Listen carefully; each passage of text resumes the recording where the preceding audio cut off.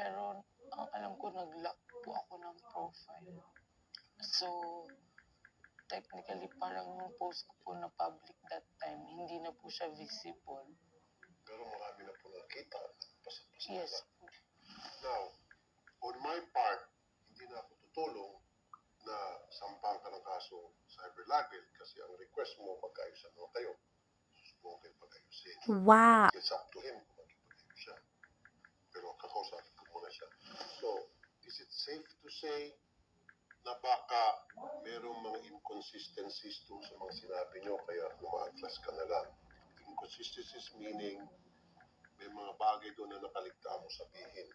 May mga bagay na hindi totoo. May mga bagay na totoo, may mga bagay na hindi totoo. Kumbaga, pag pinagtahi-tahi mo, equals to not credible. Tama ba? Opo. Okay. At yung po nagawa kasi yun, kawawa naman yung tao. Kasi po nung hinatid niya po ako, meron po siyang mga sinasabi na hindi po dapat niyang sinasabi nung time po na yan. Bali po nung nag-uumpisa po kaming bumiyahe, okay naman po siya. Tapos hanggang sa nagtatanong po siya ng mga medyo bastos na po. Yes po. Na-share ko po kasi sa kanya na meron na po ako 2 baby pero hindi po yun yung sa boyfriend ko na nakita. So habang bumibiyahe, nagkwentuhan po kayo. Yes po, kasi tinanong niya po ako na yun nga po kung sino daw po yung kasama ko. Okay. So may mga tinanong sa mga personal na bagay Yes na po. hindi komportable ka. Hindi naman po niya tinanong, like parang nagbigay lang po siya ng opinion niya. Ano po opinion na binigay niya? Like kagaya po nung sabi niya, may anak na po kayo ma'am. Sabi ko, opo, 2 na. Sabi niya, kayo po nung ano. Sabi ko, hindi po, hindi sa kanya. Sabi niya, ay ba't gano'n naman ma'am? Ba't naman magkaiba yung tatay nung ano? Nag-comment siya ng gano'n. Opo, Bakit magkaiba? Pakialam niya kung magkaiba. ayun na. Sinabi ko sa kanya na may anak na po ako. So parang hindi Sana hindi ka na siya sinagot. So sinabi mo, uy, marites ka. Drive ka lang kuya, habang mo pakialaman ka siya. ang sabi ko lang po, ay, wala po yan, ganyan. Parang sabi ko, kanya-kanya naman po ano. So, Dahil doon, hindi mo na gusto naman tanong niya, o hindi mo na gusto sinagot mo pa rin.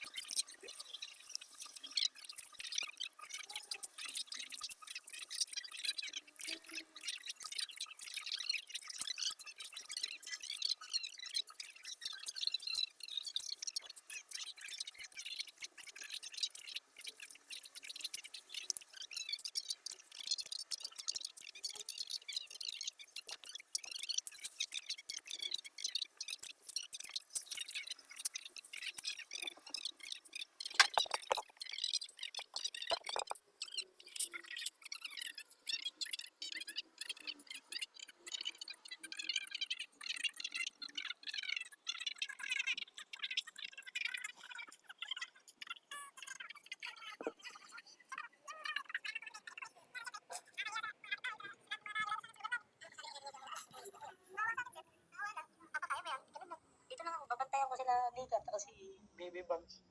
Kanya, ako babae lalaki to. Babae po yung panganay ko.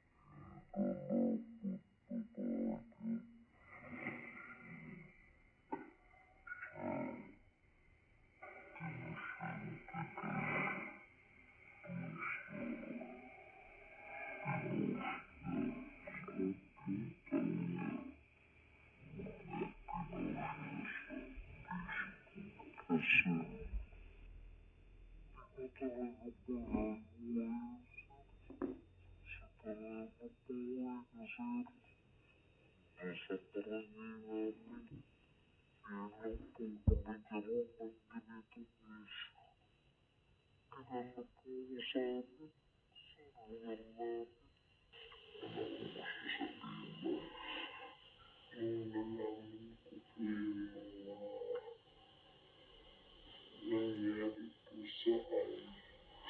Siyempre po na ano po kasi kagaya po ng sabi niya, kilala siya sa kanila and sobrang dami pong napakita niyo.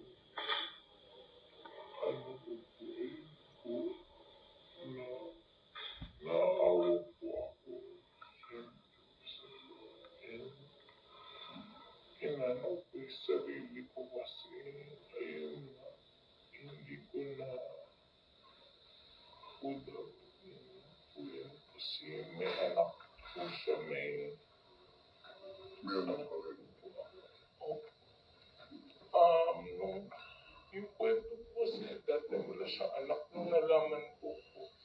Ayun, sabi ko, parang yung mga anak niya, parang kagaya din po ng mga anak ko na naaapektuhan kasi po yun sa ganyan niya. Nagsisisi po kayo. Opo, sobrang inisip ko po na paano pag sa akin po yung ginawa, paano naman po yung dalawang anak kagaya po ng kanya. Tama po yan. Kailangan pinagsisiyan po natin isang bagay na sobrang nakasakit tayo sa ating kapwa. Hindi Wala ko kayong balak pag-sorry sa kanya. Kung hindi kita matignan, sorry. Ang inisip ko lang, kuya, talagang hindi ko na ano yung nangyari nung ano na yun. Kaya sabi ko, normally yung mga ganyung issue, pag nireport kay Mopit, hindi naman po nila inaano, may health, ano lang sila, pero yung mga ganyang issue po, hindi nila gaano pinapansin kasi yung mga ano nila, yung talagang matitindi po sa kanila. Si Norma, pinapansin niya. Hindi lang Mopit. Lahat ng klaseng Yes po, kasi taxi, may report center po sila ganyan. lahat po ng motorcycle taxi, they're very, very careful, especially when it comes to their reputation. Pinoprotektahan po nila ang kanilang negosyo, pinoprotektahan po nila yung kanilang rider at kanilang mga passengers. So once nag-report ka tulad niyan, especially na post ka, kasiraan po yan. Number one, yung kumpanya. Number two, dito po sa mismong rider. Hindi po maliit na bagay yung ginawa nyo. Kaya matindi po yun. Dalawa po tinamaan dito. Yung kumpanya at si rider. Or the other way around. Si rider and then the company. Of course, si company magsusurvive pa rin yan. Come what may. Medyo mabawasan siguro ng pasahero, matatakot. Pero si rider, si Baksha, wala na magtitiwala sa kanya. Sino pa magtatanggap sa kanya? Kung hindi natin naayos to, wala na tatanggap sa kanya ng mga applications, company. Hindi siya tatanggap yung bilang empleyado. Ayaw mo mag-sorry sa kanya. Sorry, kuya. Ayun po, hindi ko lang po talaga na ano, hindi nasa isip ko po noon. Kahit i-report ko, hindi naman siya maano.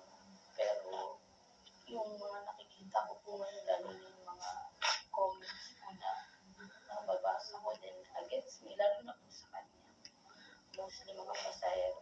Naisip ko po na, siguro po, masakit po yun sa part niya, lalo na alam niya po sa sarili niya na talagang hindi naman po niya ginawa po yun.